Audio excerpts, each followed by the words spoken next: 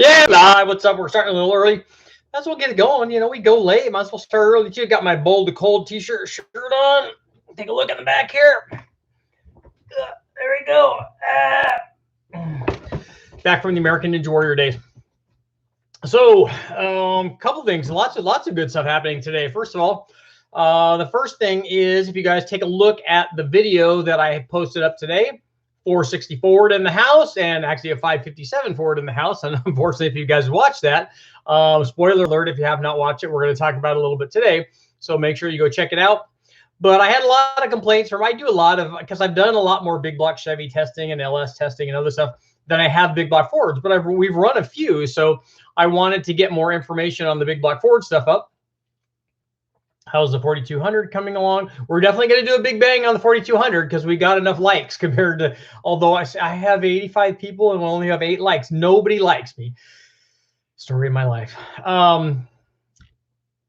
Where was I? Oh, big block Fords. I just haven't posted enough of the videos up on the big block Ford stuff. So this one was a 557 KAASE headed stroker motor that I ran, and it did fairly well, but didn't do quite what I thought it was going to do. These are as cast P51 heads, and I think that there's more power to be had there. I just don't think the combination did what it was supposed to do. And we could have had, you know, we talk about it, we could have put more camshaft in it, definitely needed more compression. But when you compare it to some of the results that we got, like with the A460 head, although actually if you compare those two heads, the CNC ported like A460 heads that we have flow a lot more than that P51 does. But I just don't think I did the P51 justice. The motor made pretty good power and ended up going over 1,000 horsepower. We added nitrous to it, just, you know, push the easy button. All that makes life, it makes life easy. But it was a good stroker. And I really like the 460s because you can make them that big. Like if I go to the wrecking yard and get a Gen 6 big block Chevy, we can't make a 557 out of it. You can make a 496 out of it. They can't be bored enough unless you have to get the big bore stuff like the 502 size stuff with that. You can run the 4500 bore in it, and then you can put more stroke in it. Then we can make, you know, with the aftermarket blocks, you can make big motors. You can make 572s and 582s and stuff. But I like the stock Ford block because it can be punched out a lot, and it will take a big stroker crank with a 4,500 crank, which is kind of cool. So all of that works out good. And we went through the 460 that we got from the wrecking yard. It was a 68 early one. So we ran that basically in stock trim the way that we do on the dyno. I didn't even run a Mizzier electric water pump. It had a mechanical water pump. So all the guys complaining that we all never run accessories, we did run accessories on that one, or at least one accessory. We ran the mechanical water pump because I didn't at the time have a Mizzier electric water pump for the big block 460. We ran through some minor mods, a small cam. We did an intake manifold to show the guys what putting a 4-barrel intake manifold on there, although this one actually came with a factory 4-barrel manifold, although it would have had an auto light on it. It didn't have the carburetor on it when we got it from the wrecking yard. And it was already rebuilt one time in its life because it was already 60 over. And again, that's why I like the 460, because you can punch those things out a lot. They'll take a lot of overbore, which is kind of cool. We ran it with a small cam. We ran it with just mildly ported stock heads and the intake manifold. And then we stepped things up. We switched over to the guys from MPG Heads, sent over basically their 600 horsepower combination, and we put that in there with the right camshaft and fully ported heads, the way that if you have a professional guy port the heads, that's the way that they come out. So a big cam, big intake, big carburetor, all that stuff, and it made good power. And then we compared that to the 557 with the KAASE heads, and then we added nitrous to that. So there's lots of good stuff there. The other thing then we got, so it's now that we have people here, we have about 91 people here showing. The other thing that's going to happen is Matt invited me to be on the Sloppy Live feed, the radio show that he does. So that will be fun. We'll get to spend some time with that because I like Matt, and he's like a real guy. He's like a real car guy and understands a lot of stuff, a lot more about tuning and stuff that I do, because I don't do any of that factory tuning. And he does a lot of that stuff on the chassis dyno. So he goes out and where they take a motor and actually have it in a car and have to drive it around and take it to the track and do all that stuff. So that'll be interesting to talk to him about some of the different things that he's done. And I'm sure that he has questions. He's posted up that. So if you guys make sure, everybody here, make sure that you guys go over and watch that live, because you guys can ask the same kinds of questions and stuff. And we'll obviously both answer that. And having another guy there like Matt, like when we had Brian on here, and I'm going to start doing that kind of stuff as well. that we have more than one person there to answer the question. So it's kind of cool. So that will be an interesting deal, being on the show with him and getting to talk to him, because we've spoken a few times, and he's good people. So it'll be nice to be able to talk to Matt on that live feed. So make sure that you guys go watch that. So we got 460 stuff to talk about. We got Matt's stuff to talk about. So let's see what we're doing. Let's see what kind of questions you guys got going on. Please do some more Coyotes. Yep, we can do that. We need some more small block Ford. I got lots and lots of small block Ford. Needs more cam lift. I agree. It was a low 500 lift cam, and normally we would be closer to 800 on some of these 280, 275, 282 kind of cams. Yeah, nitrous always helps with power. That's a good that's a good speed secret. I have a set of ported P38 heads and nothing big enough to put them on. Well, that nice thing about a Ford is that you can make them bigger. Yeah, there was not enough compression. And that's why we did it. We kept it down because I thought eventually we were going to run some kind of supercharger or something on the big block Ford, which would have been good. Because I don't really remember ever doing that. I don't remember running boost on a Ford. I have to have at some time, but I don't remember doing that. What block did you use for the 460? This one was actually from a 1968 Lincoln, so it was an early block. And my buddy Mark Sanchez has a I think his is a 1970 429, and so we're going to run that as well too. Yeah, John, we can run some stock stuff, and we're going to run a turbo on the 429, although it would be fairly mild and it's somebody else's motor, so I can't crank it up a whole lot. But we know what's going to happen with the turbo. That's the great thing, is that whatever the NA power is and we add boost to it, we can kind of multiply it and get a fairly good idea. And I like using that formula not as a prediction thing, but more to let me know that I'm doing the right thing. So like if we have a 450 horsepower motor and I add 14 pounds of boost and I only get 600 horsepower, then we know that something's wrong. I probably already broke the motor, or one of the cylinders is not firing. Something's going on. So I like using the formula kind of as a guide to tell me that, hey, yeah, things are working out the way that they should, or that they're not and something's going on. And I know that I've spoken with a number of people that just put turbo combinations up on the dyno or on the chassis dyno without ever running them NA. And I'm always confused about that. And I mean, you obviously can do it. And I've done that very rarely. But I like to run the NA thing for the same reason, because then I have the formula to look back on and go, yes, it made 400 horsepower and now we're making 800 horsepower at 15 pounds. And so we're kind of doing what this motor should be doing. But if we didn't know that the motor was making 400 to begin with, and it's making 700 or 600, and then we would start scratching our head and go, well, this doesn't seem kind of right, but I'm not sure because I don't really know what the thing was making NA. I've run a lot of combinations and could, do a pretty good educated guess, but still, it's always good to have more information. Andrew, I am going to do a stroked 440 Mopar. I have trick flow stuff to put on it, which will be good. Karen's in the house. So what happened that you got an empty NO2 bottle? We ran a number of preliminary tests with the nitrous bottle, and the bottle wasn't filled up when we ran it. And I think that this was done a long time ago, but I think that they were also out of nitrous on their fill bottle. So I think we were between the time that they were getting another, because they have the big nitrous fill bottles, or they did. So and they only have one of them, so they were in the process of switching it. So I think that we ran what we had, and the nitrous thing was actually an afterthought. I wasn't going to do that on that test sequence, but we were. I was a little disappointed in the power output, so I'm like, hey, we have a plate. Let's just put a plate on it and see what happens. And, as a last minute thing, then things go wrong. And that's one of the things that went wrong. It didn't hurt anything, but.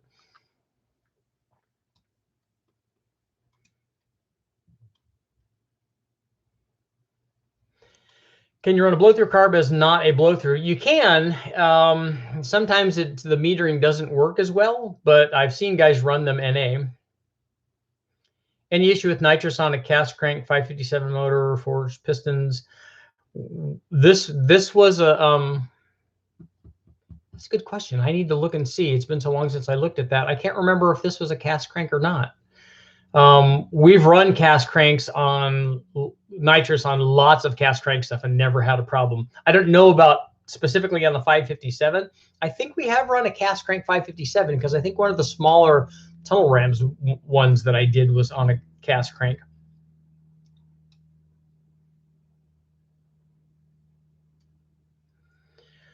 What's a big bang of a pipsqueak engine that surprises you the most? Any given way it's surprising low torque. So you want to know what kind of motor surprised me in its power production?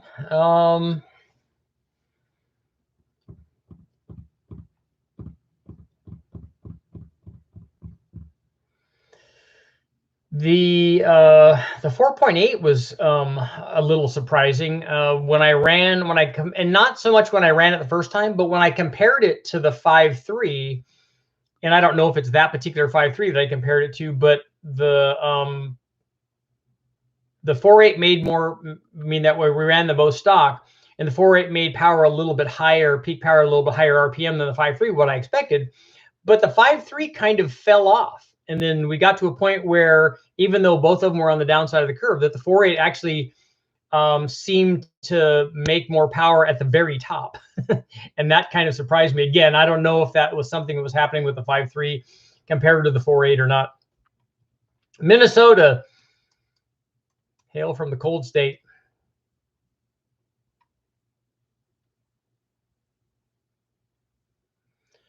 Do you know that about 10 years ago, Jim Dove bought out all the 460 blocks had in inventory? He bought them from who? From Ford Racing, or? I don't know if this is the same guy. I need to take a picture of this. Have you seen the video of the guys who put LS heads on the 351? Yep. I don't think that there's any reason to do that. Looking forward to other Big Black Fords FE series. I do want to do an FE.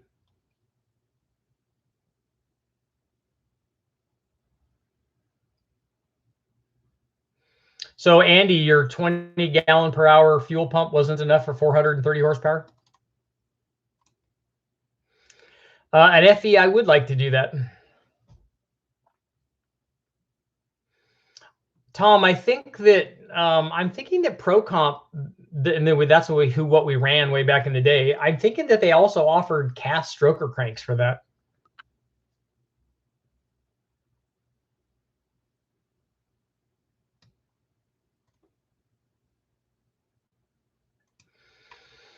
Brian, we've made good power with the Super Cobra Jet aluminum heads. I did a test on the standard Cobra Jet versus the Super Cobra Jet, and I remember that distinctly because I had to use the heads as the guide with the valve notching tool to put the notch in the different spot, because the heads, or the motor, was a crate motor from Ford Racing designed to work with the Cobra Jet aluminum heads. And then when KAASE helped develop the Super Cobra Jet stuff, it was the valve angle and notch and stuff was in a different spot. So we had to recut the valves for that. And the guys from West Tech let me do that to their motor so that I could run that comparison test. And the Super Cobra Jets were definitely a bit better than the Cobra Jet heads were. I've never broken a cast crank, and after seeing what we did with the cast cranks on the LS stuff, I just don't think that that's a concern, really. It might be for longevity or endurance, but you know, guys make so much power with the stock cranks that it's amazing.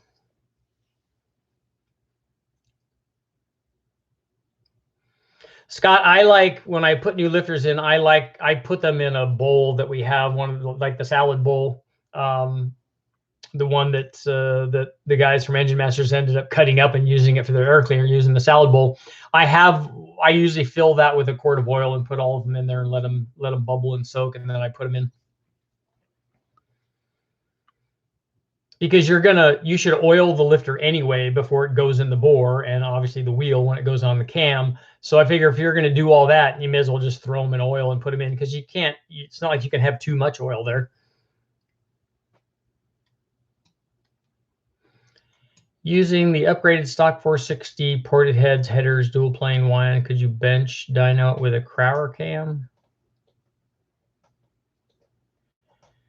What was the cam that we had in there? We had a 218, 224. So that's going to be real close to that same power. Although it's a 112, so it might make a little more power on the top and a little less at the bottom. Although it has advanced ground into it, so that's going to help. That's going to be real comparable. Love the Gen 2 LT1 builds. Have an LT1 396, AFR 220 heads. That's good. And going in a Fox body coupe, that should be really good.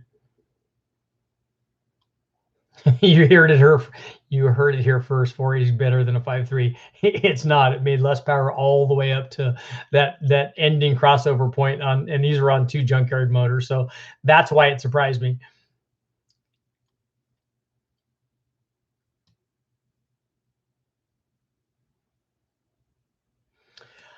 John, I've never run one of the 462 Mel motors.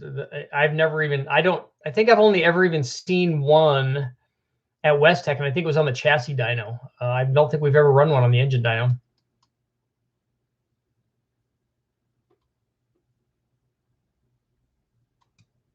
Do you have any plans to test a set of KAASE SR71 heads on a 557? I don't have any of those heads. I could talk to John about it, but after seeing this fiasco, he might not be too excited about it. So what is the SR71 head flow compared to the, I think we ran a P38 head right on this, right?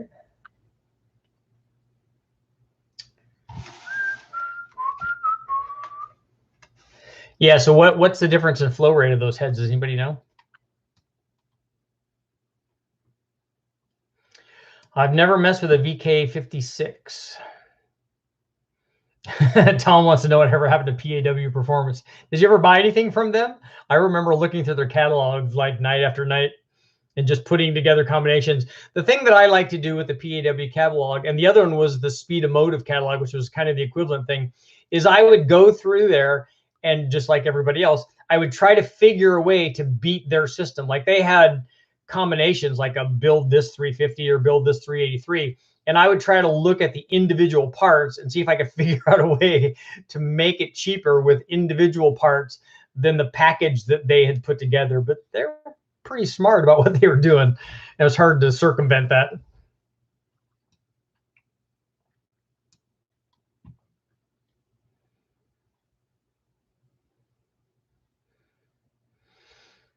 You're pulling down a KA24DE. Nice.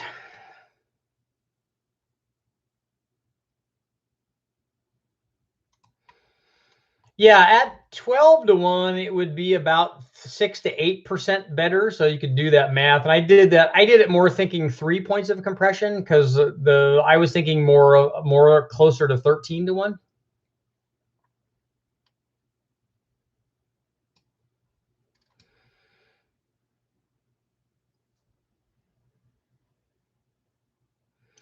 John, I think it will. I think that stock crank would hold up to that power level. Again, if you look at the LS stuff, they hold up. I mean, and I think that the stock small block Chevy crank would also do that. Although it'd be really hard having grown up with the small block Chevy stuff. And we put, especially back in the day, I'm thinking, 15 or 20 years back or whatever, we put steel cranks, forged cranks in everything that I put together. Oh, this 331 small block Ford is going to make 400 horsepower. We need a steel crank in it. All of it did. We didn't know any better. All right, man. Have a good time at work. Dorrell, Washington.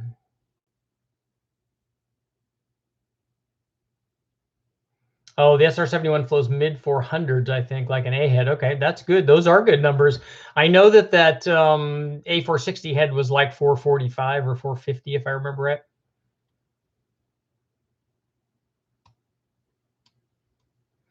I know super shops back in the day. That was like walking in there and going, "Oh man, look at all this cool stuff hanging on the wall."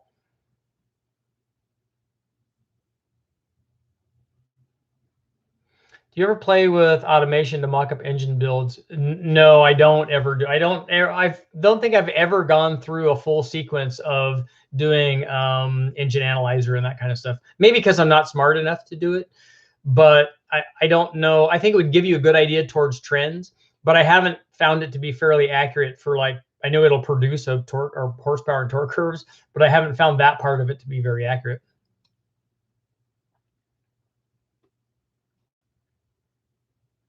Could you try making a homemade intake for an EFI 460?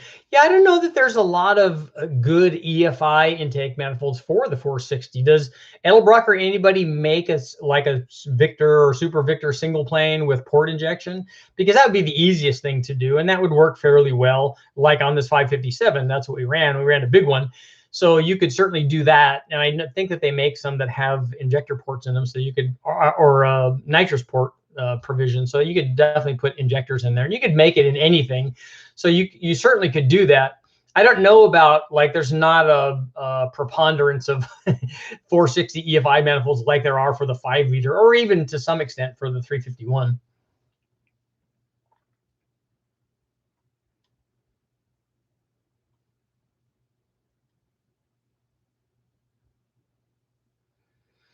A 212 218 cam, Andy, in a big block in a 489 should feel a lot better than the stock cam below 2200, because a 489 is going to add a lot of torque, and a 212 cam at a 489 should add torque at 2200.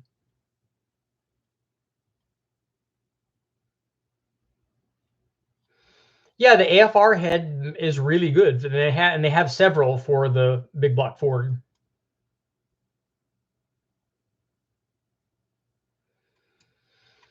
The Lundy, I think headers for the 460 definitely helped. I'm trying to, I can look back through my data to see if we did a comparison of stock exhaust manifolds, but usually on the big block stuff, stock exhaust manifolds are definitely restrictive. On a big block, it can be a lot. I mean, it could be like 50 or 60 horsepower on a big block Chevy. Oh, see here, Company of Eagles, Jack Roush used cast cranks and big block Fords and Pro Stock. So you know that they're winding those out, and you know that they were making a lot of power. Yeah, Rex, I agree. I've met John KAASE a few times, and every time that I've spoken with him, he's been nothing but the greatest guy.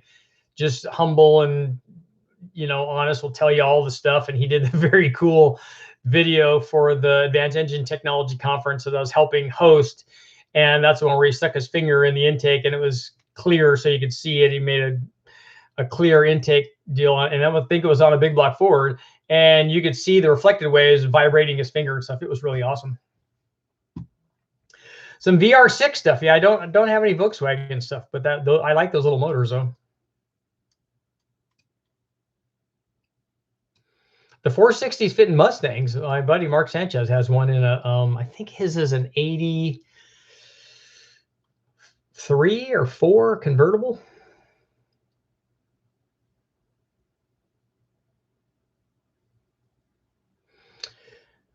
Smoke and choking. Don't rev the stock rods over 5,500. That's a myth. We know that they go a lot more than that. We've revved them a lot higher than that, and it still is almost always valve train. Have you ever tried the ProFlow 4 from Edelbrock? So which engine application are you talking about for? We've run a ProFlow on a number of different applications, but I don't know which one you're talking about. Did Ford or Chevy ever put together performance combos like Direct Connection did in their parts catalog? I would imagine in the Chevy performance catalogs that they did. Aaron, you can check that and see. That might be a good starting point for the LTD to see if the Fox swap headers fit in it. Is spending money on a 460 really worth it versus the new Godzilla? Well, a 460 is going to be a lot less expensive than any 7.3 motor that you find. I don't know that you're going to find those in the wrecking yard very much.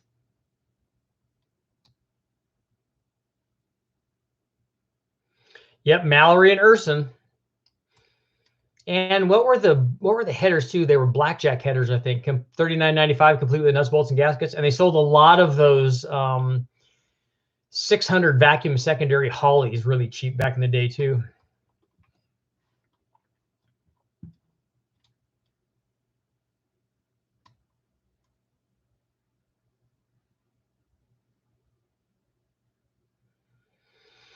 John, I think that the 4-bolt caps would be a good idea at really high power levels, because I think that, like I did the one 557 that had the trick flow stuff on it. We had a tunnel ram on it, and I think it was 930 or something like that. And that's getting up where I would start being worried about the factory block.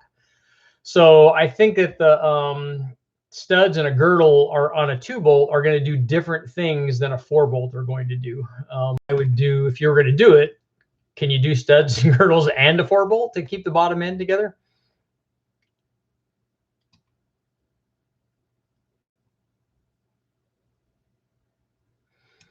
Shocker, that's a combination. That's why I wanted to show in that video, I wanted to show the mild applications. That's where a lot of guys go. So if you have a 460, and this one benefited from already being fairly high compression, because most of the things obviously after 71 or so were lower compression.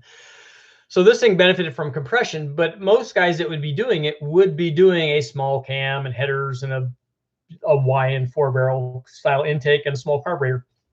And that's why I wanted to show that. Holly has a twin 4150 throttle body injection for tunnel rams. Yeah, you could do throttle body injection on any of the carbureted manifolds. That's an option.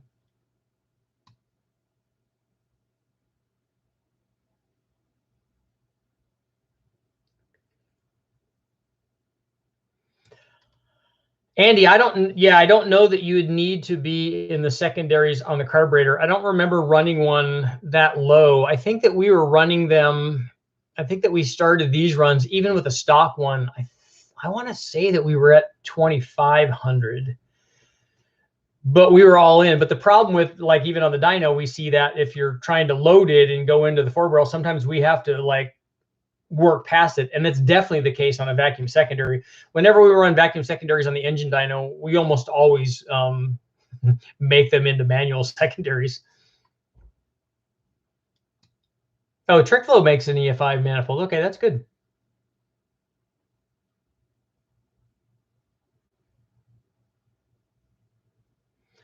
Darren, is it the late or the early 460 that is internally balanced? One of them has the added counterweight, and then one of them just has the spacer. And somebody else let me know which one that is.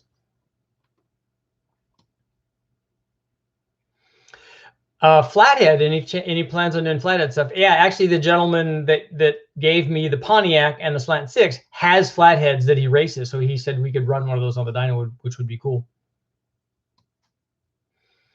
The big block Ford swap into a Fox is a pretty common thing back in the day, and it definitely makes a big difference. It's a good way to add power.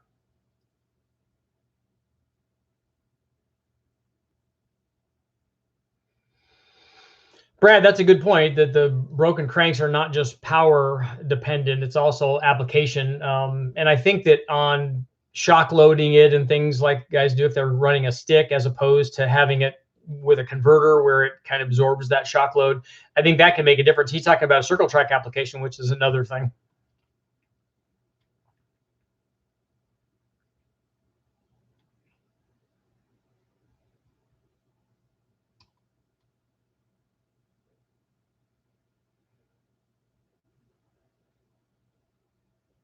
Mike, that's okay. We started early tonight, man. Yeah, Eddie Hill was sponsored by, back in the day, by Summit, and for a long time, Eddie Hill was actually the fastest man on land and on water, because I think that he was the first guy to go 300, and then he also was about around that same time was setting a record in some in a boat as well, and I forgot how fast he was going. He was going over 200 in it. All right, Admiral, take it easy, man.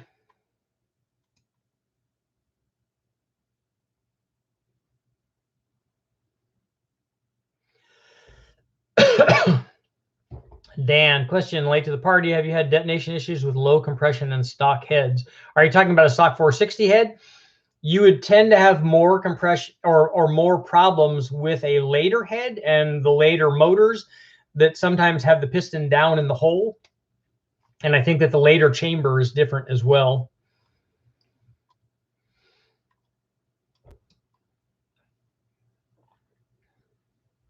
Oh, so twin Phytech injection on your 540 Blowing Galaxy. So those are throttle body injection, right?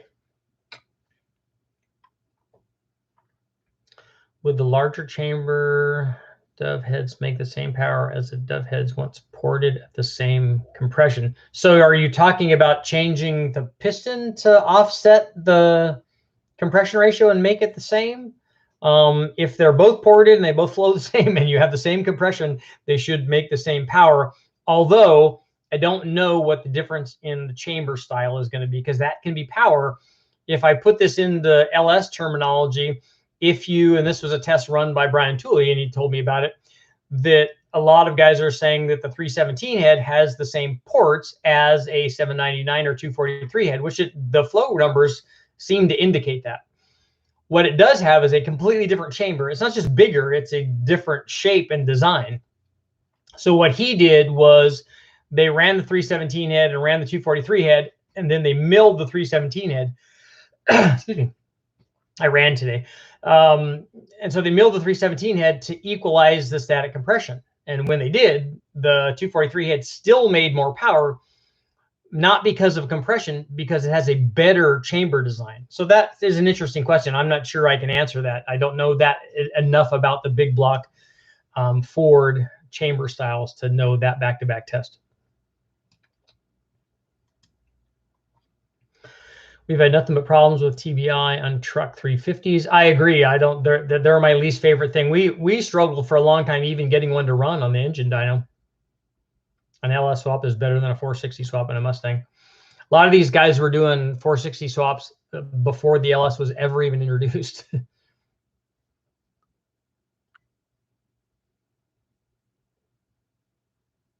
So Rare Morrison uses Urson cams.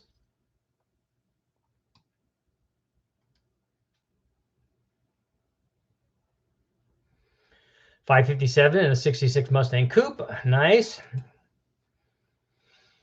I used to have a 66 Hypo K code 4-speed pony interior back in the day, which I sold.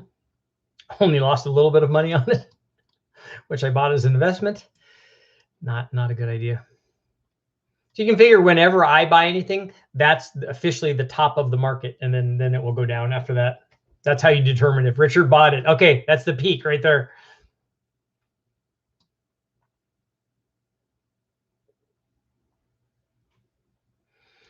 James, Matt, Mike. Okay, so he was the first one to go $499, to go sub 5. Okay. I didn't know if it was 300 or if it was $499. Broadly speaking, how would you spec a sprint car engine application to a drag race application? I think you would be concerned with less peak power on the sprint car than you would with drag racing. I'm guessing. I don't build either one of those motors.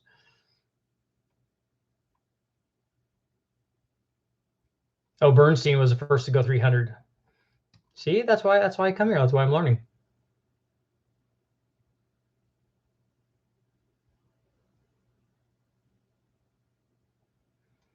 I don't think I've ever run a 460 with Edelbrock, a multi-port fuel injection. 1978 and under is the internally balanced 460. And so above that is the external balance where they've added the weight to it. Rex said he got to meet Eddie Hill 31 years ago.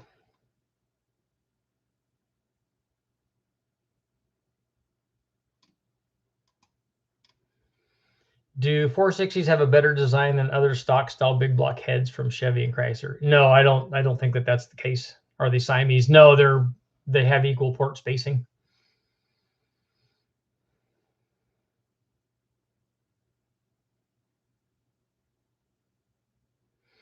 Yeah, I was there, Rye, when they did that 466, and that was there was a really good motor. It had a good cam, and it was 12-to-1, so it was they made good power with that P51 headed 466.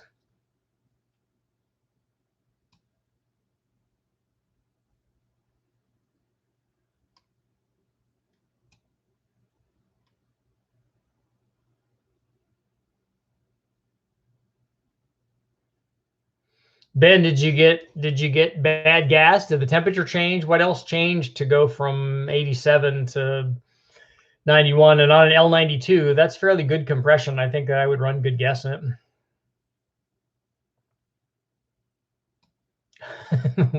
Richard, what are your thoughts on Bitcoin? I would be the last guy to ask about that.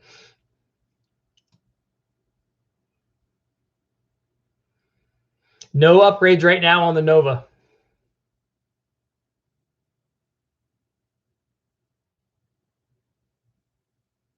Company of Eagles. Yeah, you probably had to do some work to put a that big piston in the small chamber head to combine that in a 460. 14 to 1's a lot. If you get up there, you're starting to have to index the plug and probably notch the piston a little bit for the spark plug and all of that stuff. It all just barely fits. You got to make sure you have just enough piston to head clearance everywhere.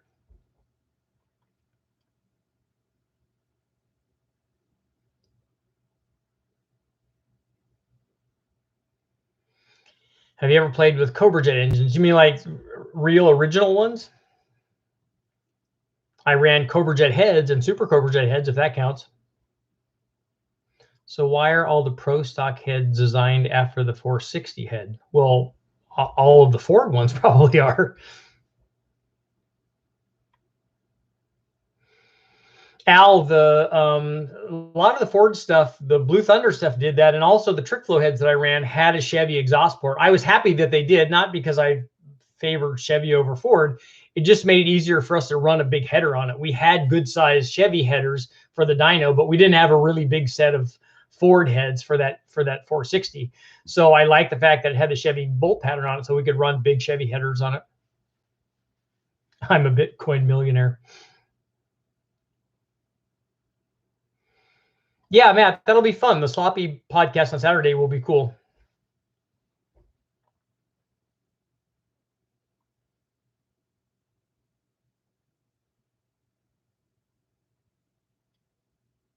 Oh, short reach plugs. Okay.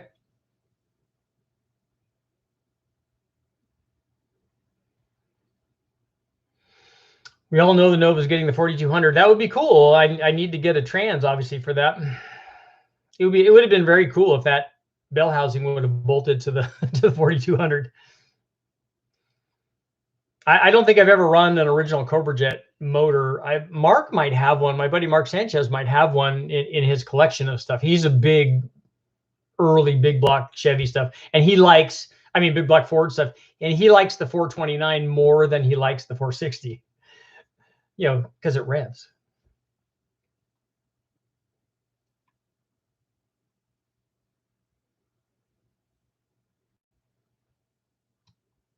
I'll be there for 6 hours. That's not surprising, Puppet Master. If you look at the one that I did with Uncle Tony, I think that we were there for 3 or more. So there was a lot of stuff to talk about because I'd never met Tony. I mean, we talked on the phone a couple of times, but I'd never met him. So we had lots of stories to tell each other. I don't know that they could put up with me for that long. So we'll have to see. The last one went past 3 a.m. I'm excited about the Nova. The bell housing, what we need for the bell housing mark is shipping out, so we should be able to run that pretty soon. Is it true that Ford upgrades are more expensive? Yeah, that's kind of been, historically speaking, it's been that way, because until Ford introduced the 5-liter and changed the marketplace where everything was available for the 5-liter Ford, is very hard to get parts for that because nobody made anything. There were no cylinder heads. You put a set of ported 69 351 Windsor heads on any kind of small block, or you modified a set of 289K heads or something. But most guys went with the 351, the 69s, because they had bigger ports and stuff, and you could make them flow more. So you really had to work at it to get the Ford to do what guys had been enjoying for the Chevy stuff for a long time. But now, if you look at it, there's several companies making aluminum Cleveland heads. There's lots of big block Ford heads. There's a zillion small block Ford heads. So it's better now, obviously. R&M Racing, I believe quench is very important for detonation more than anything. All right, John, take it easy, man. Andy's gone too. So what, do I need to do this earlier now so people can be there, or do I need to do it at another time? I'm thinking about doing the Richard Live feed Euro version where it's at the right time for other places around the United States, or around the world rather.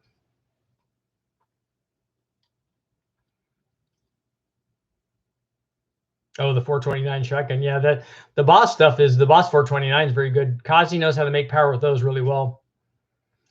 Would 1,000cc injectors be large enough for a turbo 6-liter with E85? Hope, yeah, for 700 or 800 horsepower, that's fine. I might get to do some Godzilla testing. We won't do a big bang or anything on it, but we might be able to do some testing on it. What is water methanol injection? Does it cool the intake charge and the combustion temperature? It does both of those. It's you're mixing water methanol injection, injecting it into the intake, and then it's going hopefully evenly, which is very difficult to do, to all the cylinders, and it cools the charge and lowers the detonation, changes the detonation threshold, so it would be less likely to detonate. If you put too much water in it, it also can hurt power, but it adds safety. So you have to balance those two. With all your experience, in what engine would you build if you're going drag racing? It would depend on what class and all that stuff that I would pick. For me, I probably would pick an LS just because it's really inexpensive. And the only way that I could go do something like that, drag racing, I would probably be more prone to go road racing because that's more what I like. And I also do Bonneville stuff, which I did with Honda motors.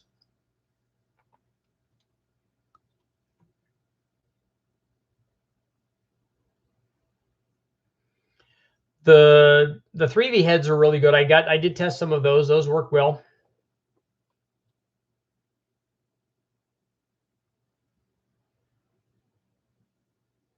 What kind of exhaust size would a stock 460 EFI stop see exhaust gains? The power that you're making with a stock 460 is, the stock exhaust is probably big enough already, unless it's a single exhaust. But dual, like 2.5 or 2.25 is probably more than enough for that motor because it doesn't make very much power. I think it's rated at like 230 or something. Durham, you're right. Water meth also does steam clean the combustion chambers. If you take a motor apart that the person's been consistently running water meth, it will look brand new.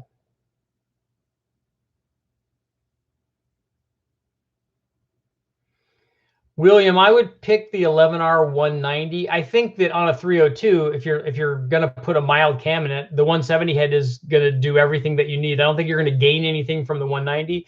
The reason I would recommend the 190 is so that later on you could step up if you decide to make that 302 into a 331 or a 347 stroker.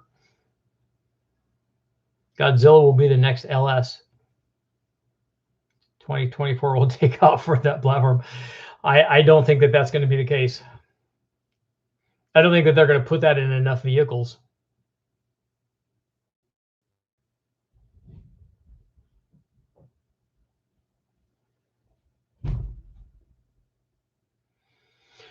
Yeah, Doug, the timing gears were retarded on the 460, so you'd want to advance it.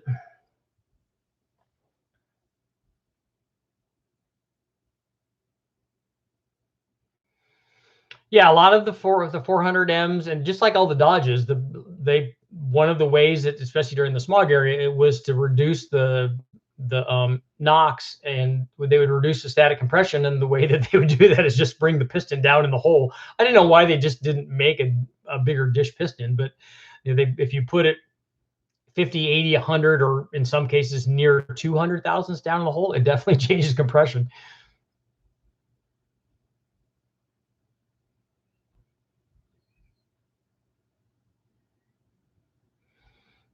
Eric, you're going to run a 600-inch 460 base motor in top sportsman class. You're probably going to already be making more or as much power as it needs to run the number you're running, right? Do you need nitrous on that?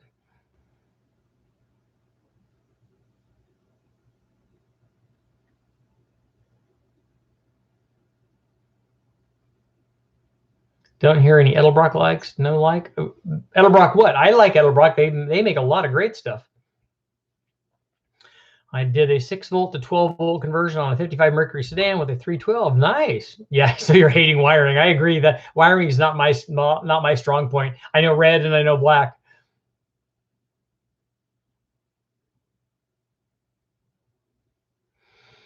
Yeah, Jake, the LS is what it is, and the reason that it's so popular is not because they had it in the Camaro or because they had it in the Corvette or the GTO. It's because they had it in trucks. And especially in the United States, the truck is the big thing. It's the biggest seller. So they had millions and millions of trucks, and all of those truck motors work really, really well. And so I don't think we're going to see that 7.3 is not going to be, that's not the base engine for a truck. So what you want is you want the base engine for the trucks to be really, really good. That would have the chance of becoming the next LS if there is one. But it also has to be, easy to work on and cheap and all that stuff. And I don't even think that, let's say that Ford were to sell millions of the 5-liter Coyote based truck motors. I don't think that guys will take to that nearly as much, because guys don't want to buy 4 camshafts, even though it will make power. If you get the same amount of power that you get from an LS out of doing a cam swap, but an LS cam swap costs $200 or $300 and the Coyote cams cost $1,000, they're just not going to do that. That's going to limit its performance potential. Yeah, and I don't know that there's going to be 20 or 30 different cylinder heads available for the 7.3 liter Godzilla motor. I think guys will probably have porting programs for them, which will be good, and that will help. I think guys probably will make intake manifolds, because intake manifolds are a lot easier to tool up and make, and that should help things too.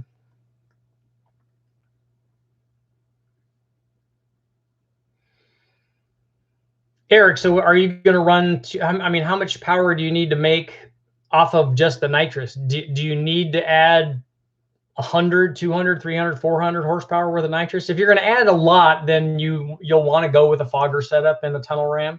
Otherwise, you can run 2 plates. What you're going to want more than anything is consistency if you're going to be drag racing. So you need to have a setup that's going to run consistent. What most guys do is run a fogger. They know what they're really, really particular about, less about jetting than they are about bottle pressure and delivery, because that has to be consistent every time. The jets and the nozzles and the solenoids, as long as they're operating efficiently, that's all going to be the same, but the delivery pressure is going to be the thing. And then the tune is going to be really critical for the nitrous drag race stuff. Mike Miller runs a lot of nitrous drag race motors over at West Tech, and the other guys that do it, their curve is really, really nice. They've spent a lot of time making that thing work and having it be consistent.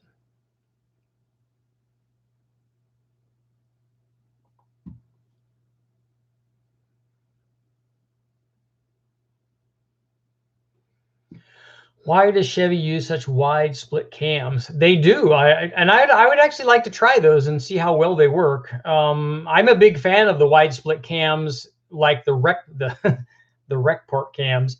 They tend to help power at the top, and they hurt power a little bit down low. For the Copo stuff, all they care about is power on the top. And so having a lot of exhaust aeration helps the motor rev and helps to make motor make power at the top. And then a tight LSA fills in all the missing stuff, if there's any missing stuff. Where's 9 Mile Falls at?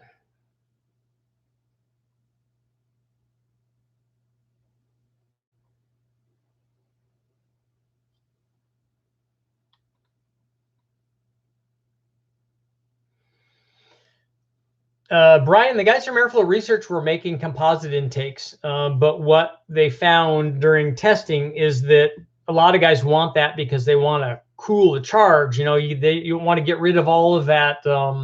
What is it? Heat soak. That's the thing. That's the term they're using.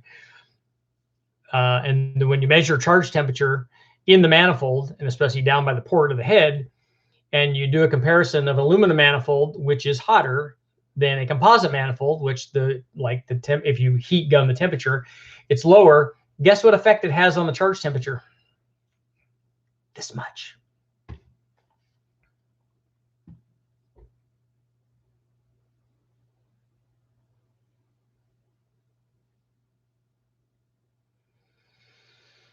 Thoughts on EFI options on a mild daily driven 70s 460. If you have a daily driven 1970s 460, I would put a carburetor on it.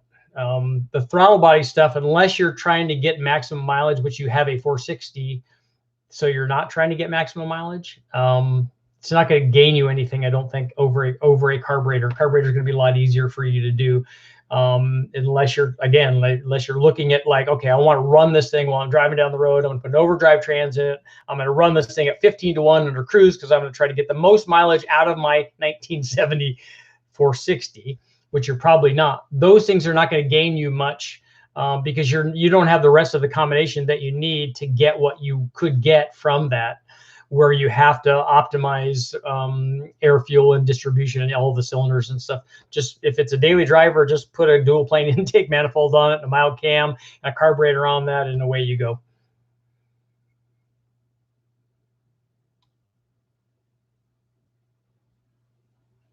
Nine-Mile is in Eastern Washington State. Okay, cool. I've been to Washington. No, let's see. So I've been to Portland. That's probably up close there. I'm trying to think of where I've been in. I thought that I'd been to Washington too.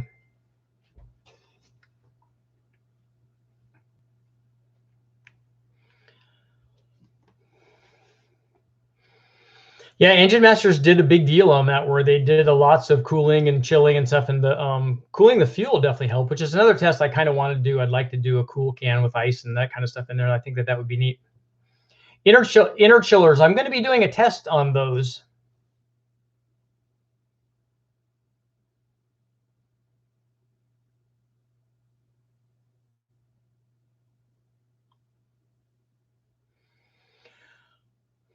A wider LSA usually reduces power in the lower and middle part of the curve.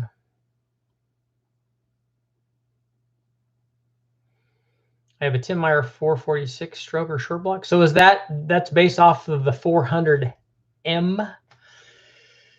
There's lots of good heads. There's the Trick Flow, Cleveland head. Edelbrock has a Cleveland head. We used a Speedmaster one, but we had people work it over to make sure that it was right. There's lots of good stuff for those.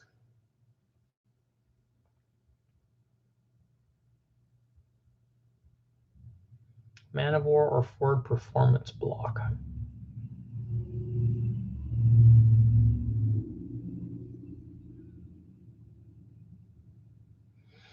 Yeah, if you put the other timing gear setup on there, it'll put the cam back where it's supposed to be on the 460.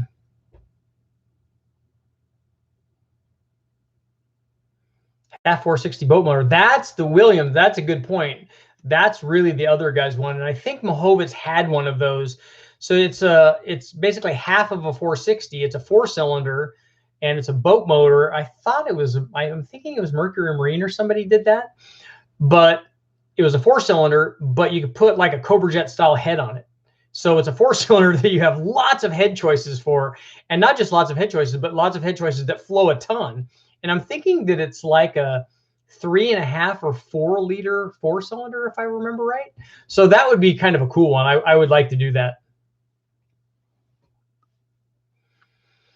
I actually ran on our big block Chevy truck. We had a 77 dually that we called Blue Max because it was blue, and we called it Max.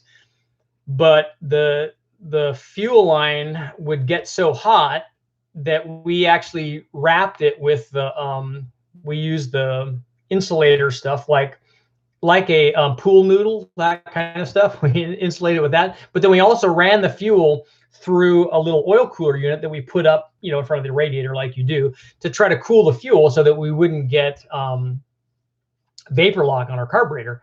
And it worked fairly well because we stopped having that happen. But the engine compartment was like, especially when you're lugging that thing, we were using it to tow our race trailer with, which was like a 28-foot triple axle kind of deal that we had our Mustang in and stuff.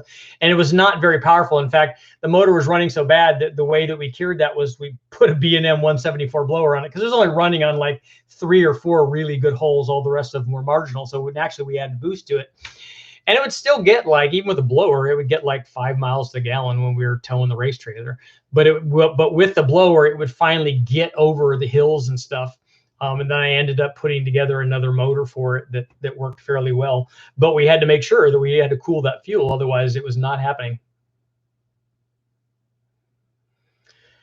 John, I don't know what the maximum amount is. I've seen 430 and 440 cubic inch stuff for the 400M, but I don't know that I've seen a maximum effort. A 400 shootout would be good. That's hard to get all of those motors together in one spot, though.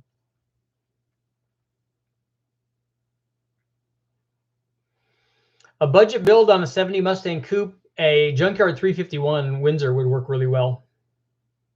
Smoke and choking, see, 3.7 liter Merc Cruiser. That's what I thought. 3.5 to 4 liters, somewhere around there. Would you disturb a high mileage 302 with a top end kit? Yes, and boost without freshening up the bottom end. Yeah, you can do that. It works just fine. I remember people telling me that back in the day. Oh, you can't upgrade the heads and cam on a high mileage short block.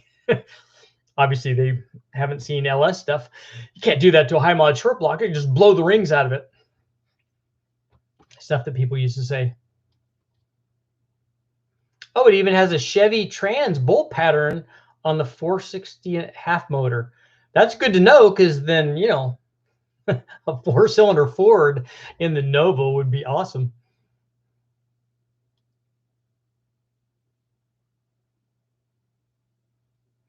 Travis, the guys from Westech have an LT5 motor, that original ZR1 motor. We're trying to run it. The M stands for Midland in the 400. 250 horsepower and 50 miles per gallon out of an Iron Duke with a hot vapor system.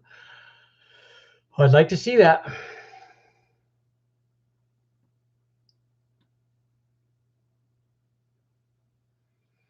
Mr. Dash, and I always run Holly, HP, or Dominator, or Fast, and that's what I tune with. But I don't do any of the other factory-based stuff.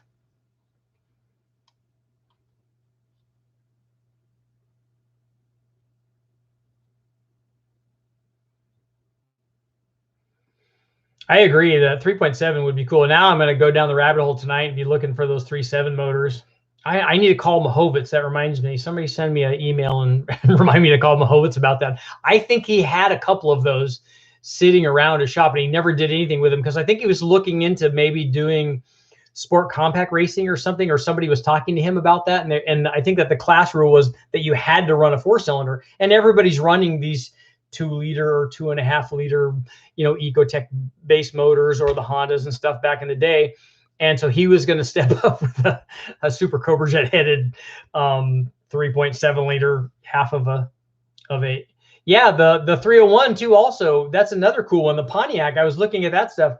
Those are really hard to find. I would like to do the Sprint motor as well. The Pontiac, those are really cool for another 6-cylinder. But again, they're kind of hard to find. Yes, the 460A head would be good on the half motor. Rex, what's up?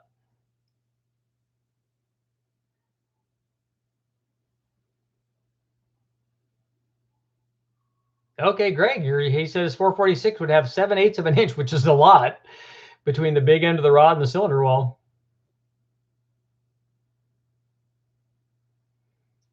I saw a 66 Corvair with a 4.3 Merc Cruiser. Nice. Yeah, the OHC Sprints are really cool. I would like to run one of those.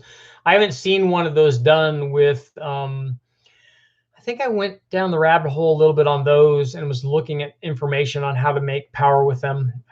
I think that I'm trying to remember, because when I look at that and then look at the Slant 6 and then the 292 and then the Ford 300 and all of the stuff that I try to look at, it's hard to keep it all straight after a while, because I'm trying to remember dates and bores and strokes and all kinds of stuff. And I thought that the Sprint motors, and not the 4-cylinder one, but the 6-cylinder one, had some kind of problem, and I can't remember what it was. The 3-liter Esslinger motors, yeah, those are cool. Ryan, what's up? Could you put the Sprint head on a Chevy 292? I don't know. I don't know how the bore spacing and all that is.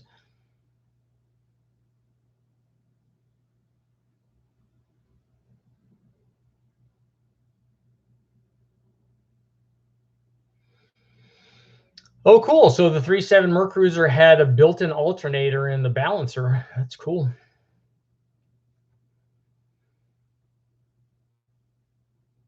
So Smoke and Choking, do you know anything about the cams in those things? I want to road race my Fox body. I did that in Bridgestone Supercar and World Challenge, and in SCCA showroom stock, which is originally what I bought my car for. It's shorty hitters and a cold air intake. Okay. So I just leave the motor mostly stock for now. Just focus on suspension mods for now. You can do it that way, Andrew. I would learn how to drive.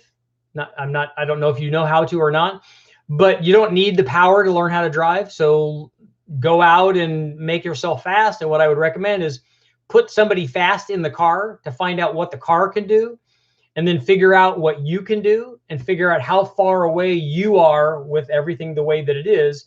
And so if you're 8 seconds away from a guy who's really fast, you don't need to do anything to the car. You need to do stuff to you. So you need to go to driving schools and stuff and try to shorten that gap, and then try to make changes and make the car faster. Because you're not, if you're that far away, 5, 6, 8 seconds away off from a fast guy, you're not ready to have the car be faster. You need to catch up first. And that's what I recommend to most people.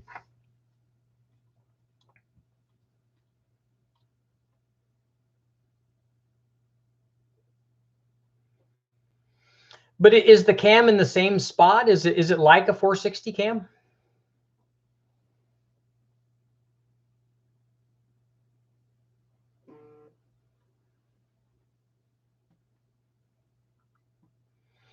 Okay, I got 2 minutes left. I take that back. We have 6 minutes left because I'm going to go until 8 o'clock.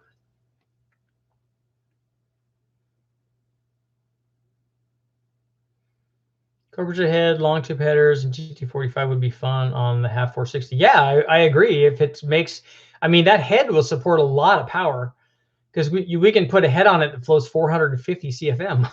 It's a good start toward making power. Are you going to do a big bang 460? Wonder how strong the stock bottom end is. Just a regular 460s, and the Cobras and PIs are harder to find. If you're talking about, oh yeah, Cobra jets would be hard to find. I wouldn't do that to a 429 or even the police interceptor deals if that's what you're talking about. The 460s we see most readily available are the EFI ones, and I don't know how strong those are going to be.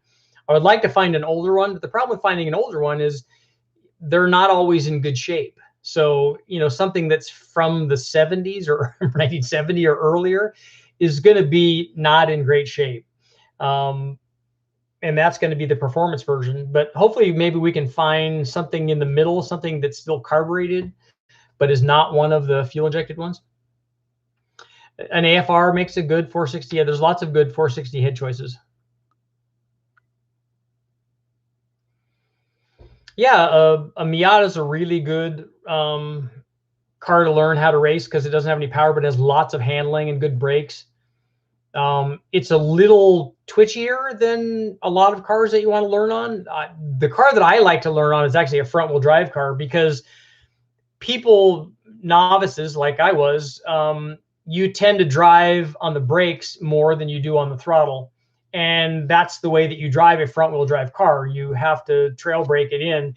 And if you try to trail brake a Miata in, you're going to spin the Miata. It's going to come around on you. So you have to be, on a Miata, you have to be ginger on the brake, and you have to transition back to gas, because the car's going to want to oversteer just a little bit, and you catch it and you go through. On a front-wheel drive car, you're going to drive it in under the brakes, because you're going to want to get the back end to try to come around a little bit on you, which is harder to do unless you put lots of rear roll stiffness in your Prelude or your Civic or whatever other front wheel drive car you're driving. Richard, can I use stock LS, or can I reuse stock LS head bolts and main cap bolts? Yes, we reuse them all the time. I don't usually reuse stock LS head bolts on turbo applications. I know Matt does, and I'm sure that'll be one of the things that we talk about. I like putting ARP head studs on turbo stuff, on turbo LS stuff. I don't do that on the mains, though. I retorque the stock stuff.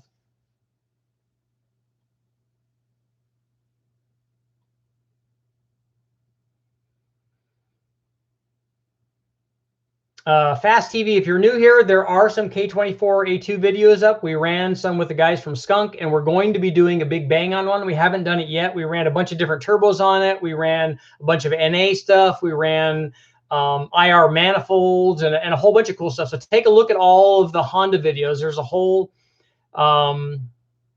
playlist on Honda stuff, and all the K24 stuff is there. And I'm going to be finding out what that JDM K24A2 will take under boost when it's all stock except for ring gap.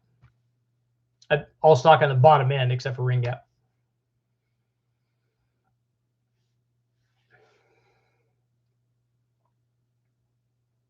Yeah, lots of good big block heads.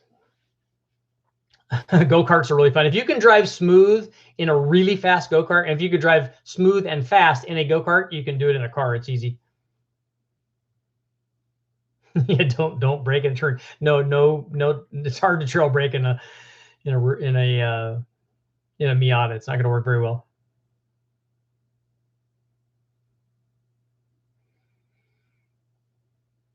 I reuse all of the factory Honda head bolts. I reuse all of the factory LS bolts. Reuse all of that stuff.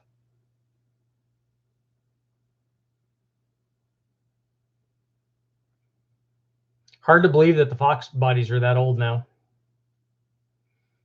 Can you make power out of a Caddy 429? Yeah, but it would be, if you have it, then yes, you can. And talk to the guys at Cadco, because they know what that is. The 472 and the 500 would be a better choice, but you can make it out of the 429 too. Have you messed with piston squirters like the LS1 from BTR? I have not. We run piston squirters on all the factory Honda stuff, and they work fine. Put the SR71s on your 557 test motor. I don't have that test motor anymore. That test was probably 15 years ago, or whenever. I'd have to look and see what the actual date was. But the SR71 probably has a different valve relief position, I would imagine, than the heads that we ran. And I also don't have any SR71 heads, so that would be hard to do.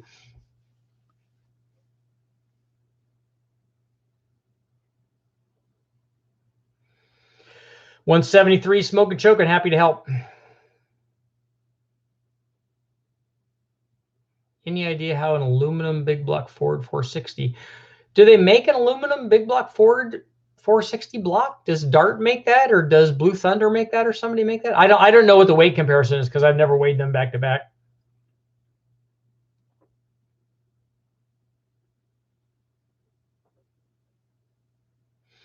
Jake, I'm not telling you that it's right. I'm just telling you what we do.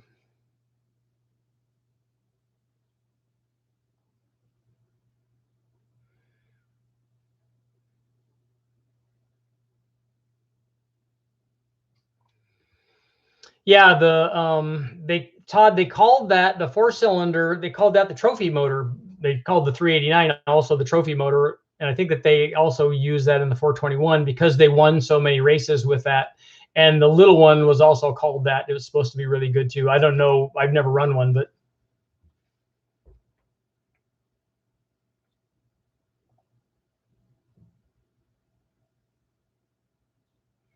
Okay, Ford Racing makes it. Cubic inches heads cam being equal, won't a longer stroke produce more torque at the same RPM? No, it won't. If the displacement is going to determine the torque production, and the power curve. If you have two motors that are the same compression, same cam, yada yada yada, and all that is the same, and they have the same, and one has a different bore and a different stroke. Freiberger did that test, and every time we've seen that, the displacement kind of determines what the power output's going to be, not whether it's a longer stroke or rod. And I think that will come into play at some point. It just didn't when they did that test.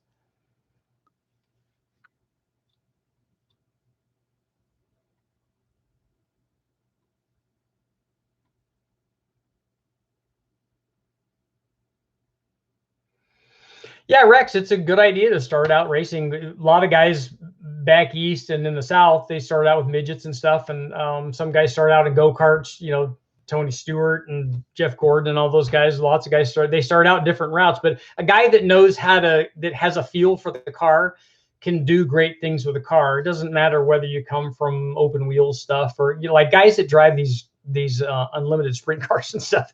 That's just nuts to me. But I've done a lot of road racing, and we've gone fairly fast on lots of stuff. But you know, guys that know how to drive a car, they know how to drive lots of different cars. How much RPM is the max to safely turn the stock bottom end? Are you trying to drag race it or something? What are you trying to do? Usually the RPM is a function of the valve train. So have you cured all of the valve train problems and now you have a motor that wants to run the 6,500 or 7,000? All right, Tim, we'll see you later.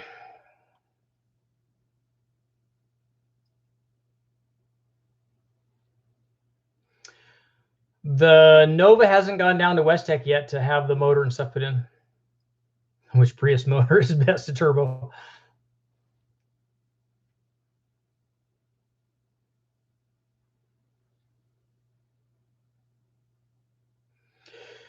Aaron, you need to watch the live feed. I'm sure that will come up with the thing that Matt's doing on his live feed. I'm sure people are posting questions already, pre-questions kind of to find out what we should talk about, and Ninja Warrior is one of them.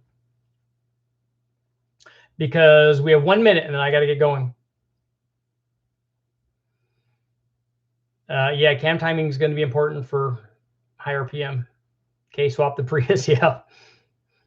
What I would like to do is K-swap an Omni, a Dodge Omni.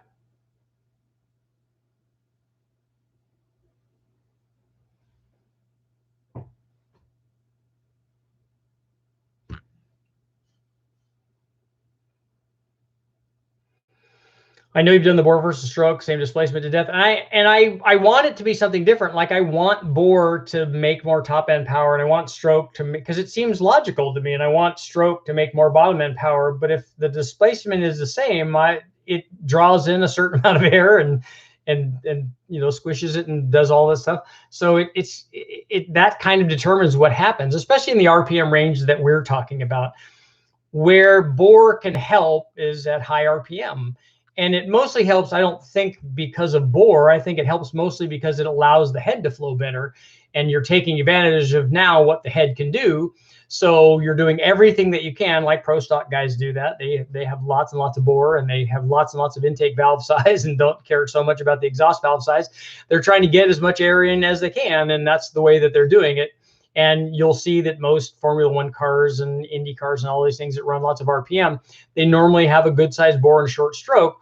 And because you're trying to get lots of air in, and what you do with a good head, and the bigger the bore, the better the head, all that stuff.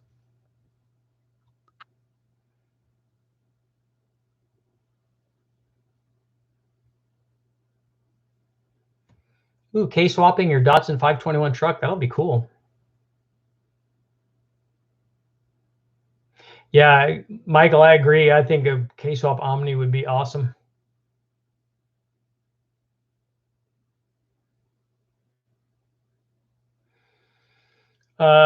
T-Bird, I don't know how the deck height is going to change the bore versus displacement discussion.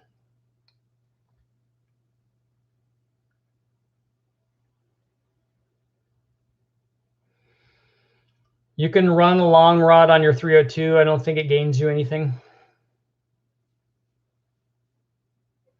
It's just that a lot of piston configurations are done not for that 509 rod, but for the longer rod, like a 5400.